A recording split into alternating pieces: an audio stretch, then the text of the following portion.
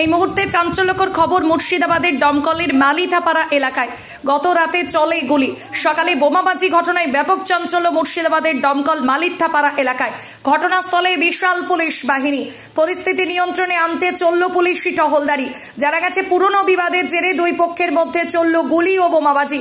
পরবর্তীতে এই দ্বন্দ্ব পৌঁছায় রাজনৈতিক হিংসায়। বোমাবাজির ঘটনায় মিন্টু শেখ ও খলিল শেখের পরিবারের অভিযোগ, তৃণমূল করায় বাম কংগ্রেস জোটের সমর্থকেরা পুরানো হিংসায় আমাদের প্রতি আক্রমণ করে। অন্যদিকে সালাম শেখ, কালু শেখ, আমিনুল শেখ, সাজিদুল শেখ এবং হাসি শেখের পরিবারের দাবি তারাও তৃণমূল দল করে।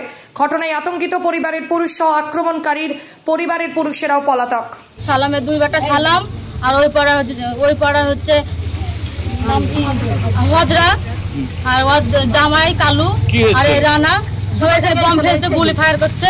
কাল রাতে হয়েছে, আজ সকালে নাজির, তারপরে আব্বাসের দুই বেটা, আব্বাসের তিন বেটা, সালামের দুই বেটা, সালাম হজরা রান্না সব এখানে বম ফায়ার করলো। এখানে কেন কেন বংশ রাখবো না, খুব বাড়ি উড়ে যাবে, বংশ রাখবো না। কেন বংশ রাখবে না সেটা তো বুঝলাম, কেন পাটাপাটির ব্যাপারে, পাটাপাটির ব্যাপারে। কি পার্টি? আমরা তৃণমূল পার্টি, ওরা সিপিএম পার্টি। তার জন্য হ্যাঁ, এই ঝামেলা কি গত লোকসভাতে কি হয়ে আসছে না কি ব্যাপার হঠাৎ? হ্যাঁ, অনেক দিন থেকে হিংসাহিংসি চলে। আচ্ছা, এই পার্টি নিয়ে হিংসাহিংসি দুই পরিবারের মধ্যে আছে, তাই তো? আচ্ছা, কি নাম আপনার? শারমিনা বিবি। কার বাড়িতে বোম মেরেছে? আমার বাড়িতে। কি বাড়ি? আমি গেটের সামনে দাঁড়িয়ে ছিলাম, আমার গায়ে বোম মেরেছে। আপনার স্বামীর নাম কি? সাজান শেখ। চিৎকার করছে, কান্না করছে, এখানে এসে আমরা দাঁড়িয়েছি। আমার যাদের বাড়ি কেমন মারাটা লেগেছে, এভাবে এসে দাঁড়িয়েছি। ঠিক আছে, আমার স্বামী আমার ঘুমাচ্ছিল, ঠিক আছে, আমার ঘুমাচ্ছিল, আমার পেছনে দাঁড়িয়েছে, আমার পেছনে এসে দাঁড়িয়েছে, আমার পিছনে এসে দাঁড়িয়েছে। তখন ওই যে এদিক থেকে সব মানে বম নিয়ে এসছে, সালাম আর মানে কত সব, আমরা তো ওই পাড়ার মানুষের নাম জানিনি। আমার স্বামীকে দেখে বলছে ওই যে আলমগীর আছে, এরা উঠেছে, এদিকে গেছে আর বম মারলো। ওই গেটে একটা, তিনটা গেটে বম মারলো। ঠিক আছে, সাজের বাড়িতে বম মারলো, এখানে সাজের গেটে একটা, মিন্টুর গেটে একটা, গলির মধ্যে তলোয়ার নিয়ে ঢুকে পড়েছে। কি নিয়ে ঝামেলা? ঝামেলা আমরা বুঝি না, আমরা ওসব বলতে পারবো না। কি নিয়ে ঝামেলা আমরা তো কি নিয়ে ঝামেলা বলতে পারবো না। কেন বুঝি আমরা পার্টির মধ্যে থাকি।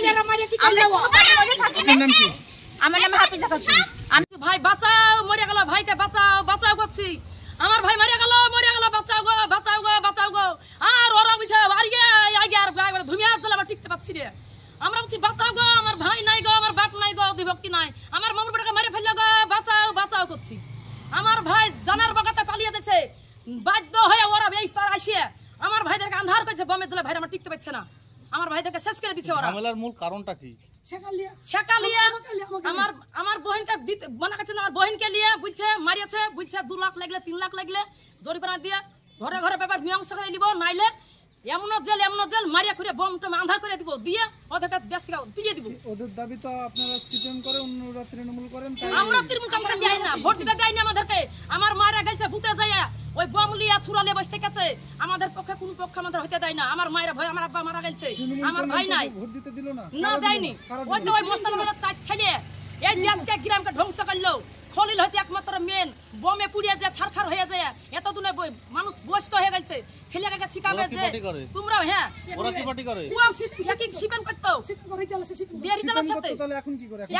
এখন শিপিং করে তৃণমূল বাহানা করে দিচ্ছে, আর আমরা তৃণমূল করি, আমাদের দিচ্ছে না, খালি মারবো আসুক।